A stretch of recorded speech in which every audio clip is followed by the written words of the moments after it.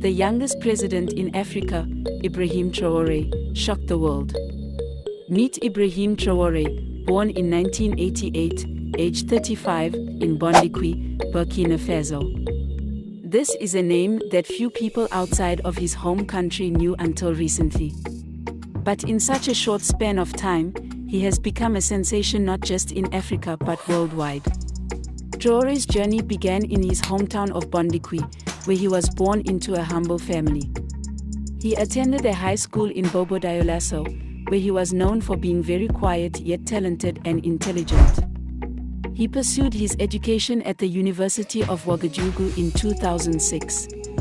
Ibrahim Traoré later graduated at the top of his class with a degree in fundamental and applied geology. 3 years later, he then decided to join the Burkinabe Armed Forces, where he was recruited in 2010 for the 12th promotion of the Georges Namono Military Academy in Pa, which was home to the Commando Training Center. After training for 2 years, he was assigned to the Artillery Regiment in Kaya, in the central region of the country. He then became a lieutenant in 2014 and joined the MINUSMA, a United Nations peacekeeping force that was charged with stopping an ongoing insurgency in Mali. He then returned to Burkina Faso, where he assisted in other missions. He was promoted to captain in 2020. Traoré was part of the group of army officers that supported the January 2022 Burkina Faso coup and brought the patriotic movement for safeguard and restoration military junta to power under the leadership of Paul-Henri Sandaogo Damiba. Unfortunately, Sandaogo's performance as interim president was poor and hated by the population. He was said to have lost focus as he couldn't contain the jihadist insurgency. After many attempts to get Damiba to refocus on the coup failed, the military eventually opted to overthrow him as his ambitions were diverting away from what they set out to do. The dissatisfaction about the situation was highest among the younger officers who fought against the rebels on the front lines. On September 30, 2022, Captain Ibrahim Traoré led a military coup in Burkina Faso, overthrowing the government of Paul-Henri Sandaogo Damiba. On October 21, 2022, Traoré was sworn in as the transitional president and head of state of Burkina Faso.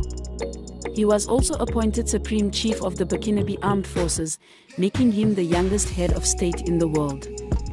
He promised to hold democratic elections in July 2024. After Traoré became president, his government expelled the French forces that were assisting in the fight against the local insurgencies in Burkina Faso in February 2023. He declared his intentions for a beneficial partnership with international partners who would respect the diversification of Burkina Faso. Traoré's government further expressed support for a federation.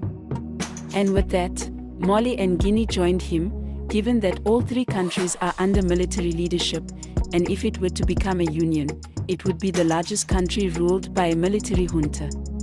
In April, he called for a general mobilization of the population to support the military. Insurgencies continued to increase the rate of their attacks. He reiterated that elections could not be held unless the insurgents were pushed back and the security situation in Burkina Faso had improved. Traoré is said to have collaborated with the Wagner Group, a Russian mercenary organization. However, the president of Burkina Faso denies these allegations, stating, "Our Wagner is the VDP, Volunteers for the Defense of the Homeland." On June 29, 2023, President Ibrahim Traoré received the Chinese representative for African Affairs, Liu Yuxi, exchanging their views on bilateral relations. Since the military takeover, China and Burkina Faso have supported each other on issues concerning their core interests, which has yielded fruitful outcomes. China says it supports Ibrahim Traoré's decision to independently explore its own path for development, maintaining national security, and achieving economic and social development. China is regarded by Burkina Faso as a cooperative partner and says it is ready to grow the existing relations, bringing more profits to both countries. Captain Traoré's presidency is marked by a commitment to ensure sovereignty, food security, and a recognition of Africa's historical contribution. He was speaking on July 28 at the second Russia-African Economic and Humanitarian Summit. He reiterated the importance of Africa achieving food security before the next summit and appreciated the Russian president for his donation of free grains to Africa. He reminded us of Africa's forgotten role in the Soviet Union and in the fight against Nazism in Germany and fascism in Italy during World War II, alongside Western powers such as the UK, France, and the United States. He lamented that historical narratives frequently marginalize the vital contributions of Africa, perpetuating a distorted view of history that neglects Africa's key role and inviting other African heads of state to avoid being used by imperialist forces. He lamented that Africa is a continent blessed with natural resources, water, and food, yet it is categorized as one of the world's poorest continents, depending on Western nations for survival.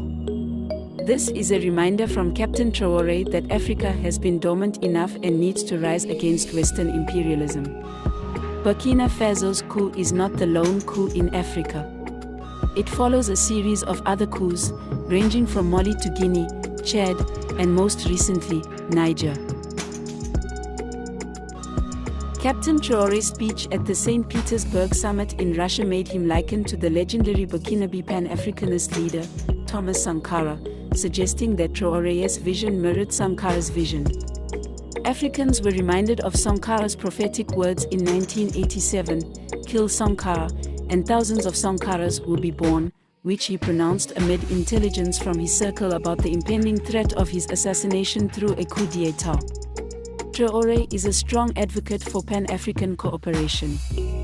He envisions a united Africa that collaborates on issues ranging from trade relations to security. Ibrahim Traoré's rise hasn't just captured the attention of his own nation but also had a global impact. His story is an inspiration to young Africans worldwide, proving that age is not a barrier to leadership and change and giving young people hope that Africa can rise above imperialism and thrive. His youthful leadership challenges stereotypes about African politics. He represents a new face for the continent. World leaders are taking note of Traoré's vision, leading to discussions about potential partnerships and investments in his country.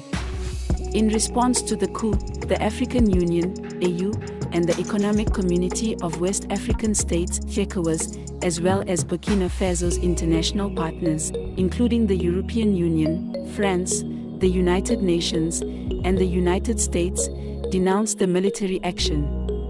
Burkina Faso was indefinitely suspended from ECOWAS at various times between 2020 and 2022. The regional bloc imposed sanctions, initially barring them from trading with neighbors. At the AU summit held in Addis Ababa, ECOWAS leaders rejected a joint request by Burkina Faso, Mali, and Guinea to lift sanctions imposed on them, as well as the ECOWAS and the AU membership suspension, following the military takeover of their governments. The AU denied the request and decided to maintain the existing sanctions on all three countries and to impose travel bans on members of government and other senior officials. However, the sanctions on Burkina Faso were lifted when the junta proposed a constitutional referendum in December 2024 and legislative and presidential elections in February 2025, which were approved. Deposed President Roch-Marc Christian Kabore was also freed. Unfortunately, the sanctions were reinstated when Burkina Faso sided with Niger in its July 2023 coup. Even with his remarkable ascent, Ibrahim Traoré faces significant challenges. High expectations from a hopeful nation mean that Traoré must deliver on his promises quickly and effectively. Given that food scarcity is one of Burkina Faso's major problems, the expectations for him to provide lasting solutions to this problem are high. Some Burkinabés still stand by his predecessor, Paul-Henri Sandaogo Damiba, who was ousted and is now in Togo. Damiba was removed from power due to his inability to deal with a worsening armed uprising in the country. If Traoré is not going to be able to show tangible progress quickly, he may be ousted just like his predecessor. Burkina Faso's human rights situation seriously deteriorated in 2022 as deadly attacks by Islamist armed groups against civilians increased. Military forces and pro-government militias committed violations during counter-terrorism operations, and political instability deepened as a result of 2 military coups. There was a continuous increase in civilian and military casualties, and the loss of government-held territory spurred anti-government protests and 2 military coups, the first of which was in January, which saw the overthrow of President Roch-Marc Christian Traoré, who was re-elected in 2020. Hundreds of attacks on civilians and military targets by armed groups in 10 of Burkina Faso's 13 regions have intensified a humanitarian crisis and brought the total number of people internally displaced since 2016 to about 2 million.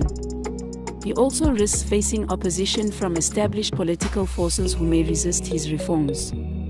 Some are already of the opinion that he has yet to prove his worth. Furthermore, since Captain Traoré's vision is centered around building a state where international partnerships are possible, safeguarding his country's interests might be a delicate task. The story of Ibrahim Traoré is one that has taken the world by storm. His youth, energy, and vision have shocked and inspired us all. As he embarks on this historic journey, the world will be watching closely to see how his presidency unfolds. What do you think about this remarkable leader? Share your thoughts in the comments below.